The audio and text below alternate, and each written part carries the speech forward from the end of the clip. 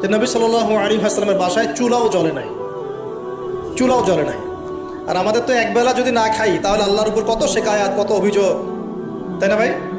আচ্ছা, তারপর তিনি বলছেন একজন ব্যক্তির এতটুকু খাওয়াই যথেষ্ট যে কোমর মেরুদণ্ড সোজা করতে পারে, আল্লাহর ইবাদত করতে পারে।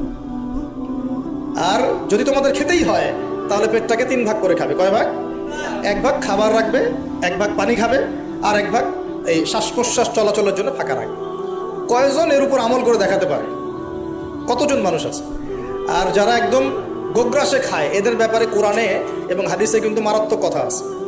আল্লাহর নবী সাল্লাল্লাহু আলাইহি ওয়াসাল্লাম বলেছেন যে তোমরা খুব বেশি ঢেকুর তুলো না। কি করো না?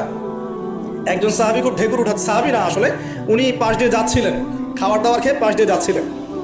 তো নবীজি তার ঢেকুর তোলা দেখে বলছেন যে তোমরা বেশি ঢেকুর তুলবে না, কারণ দুনিয়াতে যে ব্যক্তি বেশি পেট পুড়ে খাবে কাল কিয়ামতের